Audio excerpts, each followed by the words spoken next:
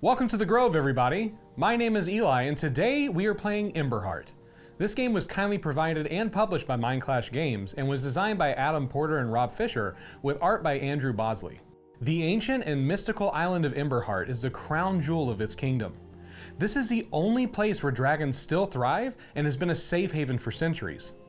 Under the protection of the king and his dragon ambassador, Emberheart was able to live in harmony with these creatures for centuries. That is, up until just weeks ago, when a sinister group of ruthless poachers invaded Emberheart with the goal of capturing and selling off our beloved dragons. You are one of the king's champions, and you have but a single mission: rescue and protect the dragons at all costs. Whoever furthest surpasses the king's expectations will be given the honor and title of the next dragon ambassador. Emberheart is a mix between a worker placement, bidding, and set collection game. Play will consist of 5 rounds, each having structured phases and a variety of locations you can visit.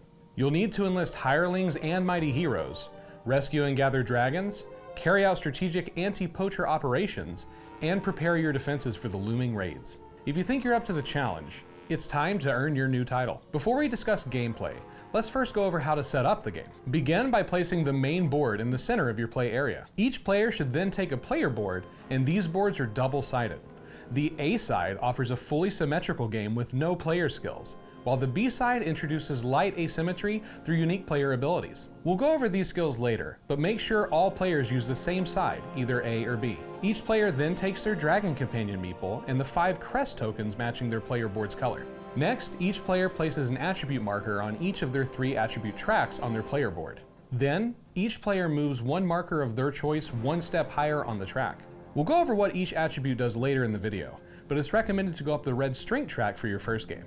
Next, each player takes 10 grunt tokens and 2 gear tokens. After that, separately shuffle each of the decks and place them next to their locations on the board. You should have a hero, tavern, captive dragon, mountain dragon, and preserve deck. Then, fill each of the locations by flipping cards face up into each of the slots that are available. Sort the garrison cards into 3 decks by their color: red, blue, and green, and organize them in ascending order by their glory value, which is the number in the top left-hand corner of the card. Place the 3 decks face up next to the garrison, and place the top card of each deck into the garrison card slots. Next, shuffle all raid cards to form the raid deck, and place them face down next to the main board near the poacher's raid area. Then, draw the top 2 cards from the deck and place them face up on the poacher's raid card slots. Place each player's flame marker on the flame icon in the center of the flame track. Place the 4 aid tokens on their respective slots in the ambassador's aids area, and finally, place the round marker on round 1. Next, create a common supply of hireling tokens and gear tokens within all players' reach. After that, randomly choose a first player and give them the first player marker. We used a lot of different key phrases during setup, but we'll cover each of them during the teach. If at any point you want to jump to a specific role, feel free to use the timestamps in the description below. With setup out of the way, it's time to review how to actually play the game. We'll start with the first phase, the action phase. During the action phase, players take turns one after another, starting with the first player, and continue in clockwise order. On your turn, you must do one of the following 3 actions: send a party to a common location, use a special location, or take an aid token. There are 6 common locations on the board, each of which will require you to send out a party with your crest token on it. Your crest acts like a seal of approval for the party you're sending. We'll go into more detail about what each location does in the rewards section, but for now, just remember that there are 6 common locations: the Heroes Guild, the Tavern, the Poachers Camp, the Mountain, the Preserve, and the Garrison. Now let's talk about forming a party to send to one of these locations. Parties consist of the common gray hirelings known as grunts, but can also include experts, which are the blue rangers, the yellow scouts, and the purple wardens. You might ask yourself, how do I recruit these experts? Aside from the tavern, which we'll talk about in more detail later, at any point on your turn, you can spend a gear token and exchange one of your hirelings for another type of hireling. You can do this an unlimited number of times provided you have the gear, and it doesn't take an action to do so. You can change your grunts into any expert, change out an expert you currently have for another, or in some rare instances, you might even want to revert an expert back into a grunt. And with that out of the way, let's talk about actually forming a party and what each hireling does. Using your hireling tokens, you can form a group between 1 and 5, stacking them and placing your crest token on top. Grunts are special, as they specialize in nothing, and thus can go to any of the 6 locations. However, at the end of each reward phase, grunts return to the common supply as they are exhausted from a hard day's work. Experts can only be sent to specific locations which match their icons, but will return to your personal supply at the end of each reward phase, giving you more hirelings going into the next round. Speaking of experts, let's talk about what each one does now. Scouts excel at working with people and disguising themselves. They can only be placed at the Heroes Guild, Tavern, and the Poachers Camp. Rangers are the dragon's closest allies, and they can only be placed at the Garrison and the Preserve. And Wardens are the guardians of Dragon Mountain, and as such can only be sent to the mountain. Along with your hirelings, you also have a dragon companion. This dragon is special, as it's placed on top of your crest token and can only be sent out once per round. Just like an expert, your companion will return to your personal supply at the end of the reward phase. But what exactly makes your dragon unique when compared to hirelings? Well, your dragon companion has 3 skill attribute tracks located on your player board. These attributes from left to right are strength, senses, and speed. Throughout the game, you will have opportunities to upgrade your companion's attributes by advancing up each track. And remember, you already got the opportunity to advance one step of your choice during setup. Let's go over what each track does and the benefits they provide now. The red strength track allows your companion to count as a number of grunts equal to the highest step you are either at or have surpassed. For instance, if you have reached step 1 in strength, your companion can count as 1 grunt when accompanying a party. Next, the blue senses track allows you to obtain gear tokens when placing your companion with a party that is on the 3rd space of any given location. The further up the track you get, the more gear tokens you'll gain. Gear can be pretty hard to come by, so getting additional tokens is always beneficial. The green speed track allows you to reduce your flame, a mechanic we'll talk more about later, but for now, just know that having less flame is a good thing, and you should look to minimize the amount of flame you gain throughout the game. Now that we've covered placing a party on the common locations, let's talk about the 2 special locations in the center of the board. Special locations refer to the warehouse and fire station. These are special in the sense that you don't actually have to place any hirelings to gain the benefit. If you wish to visit one, simply place one of your crests at either location and gain its rewards. The warehouse allows you to gain 2 gear tokens from the supply, while the fire station allows you to immediately gain 4 grunts. However, you'll need to increase your flame by 1. And again, we'll discuss the flame track in more detail here in a bit. Remember that you can visit the same location multiple times, so if you need to stock up on gear or grunts, you can always go again. Before moving on, let's now quickly review the flame track. Throughout the game, you will be instructed to increase or decrease your flame when you claim various cards in the reward phase. When this happens, simply move your marker right or left to the number of steps shown by the arrows next to the flame icon. Next, let's talk about the other action you can take on your turn, taking an aid. This is the only action that you can do that does not require you to place a crest token on the board. There are 4 Ambassador's Aid tokens available each round, and each provides a powerful effect. However, once the last aid is taken, the round ends as soon as the turn passes back to the first player. So it's actually possible for the round to end before you place all of your crest tokens out. Let's take a look at what each Ambassador's Aid token does now. Taking the red leader token gives you the first player marker at the start of the next round. When you pick it up, you may also recall a party from any of the common locations and immediately choose to place a new party with the same or a different composition. If you decide to recall your dragon, remember that you cannot place it a second time. When you take the purple Defender's Aid token, flip over one of the 2 face-up raid cards. This allows you to effectively choose what will be resolved during the raid phase, which we'll talk about in more detail here shortly. When you take the yellow Survivalist Aid token, immediately gain a gear from the supply. Additionally, you now break ties when claiming rewards from the 2nd and 3rd level of the mountain, and we'll talk more about that here in a bit. Finally, when you take the teal Healer Aid token, you simply decrease your flame by 2 steps. And that's the action phase. To recap, you will take one of 3 actions. Either send out a party to one of the 6 common locations, place a crest in a special location, or take an Ambassador's Aid token. Now that that's out of the way, let's talk about the reward phase. Here you will finally get the rewards your parties were searching for, and hopefully they weren't too late to claim them. The reward phase always starts with the Heroes Guild and resolves clockwise. Let's go over each location and its rewards now. The Heroes Guild is a location for grunts and scouts to recruit heroes with powerful abilities and scoring conditions. Heroes come in 3 different colors, red, blue, and green, and must have a dragon of the same color attached to them in order to be used. To attach a dragon, simply place it under the card you'd like to attach it to, ensuring the banners on both cards align and share the same color.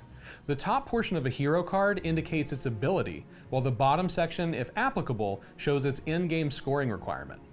Hero abilities are pretty powerful and unique, and can even override general game rules, So when in doubt, go with the rule printed on the hero cards themselves. Certain heroes can also only be resolved at specific moments in the game, such as the start of the action phase or during the raid phase, so be sure to keep track of which hero abilities you have access to. The Tavern is a location for grunts and scouts to help recruit hirelings to your cause.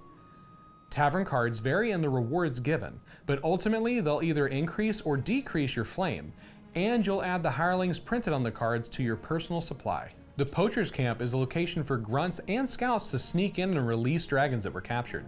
This location offers a variety of captive dragon cards, representing weakened dragons with lower glory values. In addition to the usual red, green, and blue dragons, the Poachers Camp is the only place where you might find an exotic dragon. These are special, as they act as any color dragon until attached to a hero or a preserve. Once you attach an exotic dragon to a card, it's locked in as that color for the rest of the game. And remember, at any time you claim a dragon, you can immediately attach it to either a hero or a preserve card. The mountain is a sacred location, home to some of the most powerful dragons that are too mighty for the poachers to get their hands on.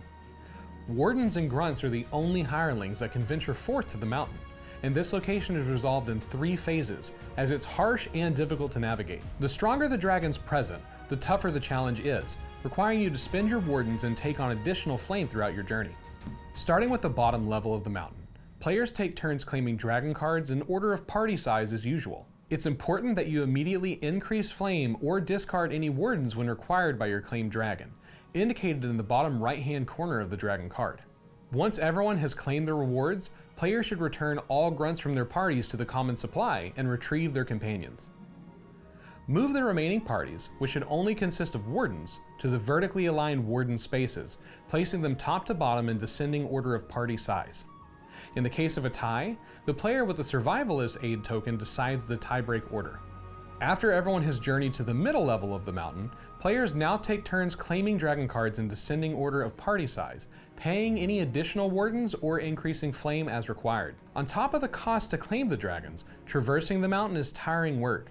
So if you claim a dragon from the middle level, you must discard 1 additional warden for each claimed card as indicated on the main board. In the event that claiming a dragon in the upper levels costs you your last warden, meaning you're unable to pay the warden cost printed on the main board, you may go up a flame instead. Finally, retrieve any parties that did not claim a dragon.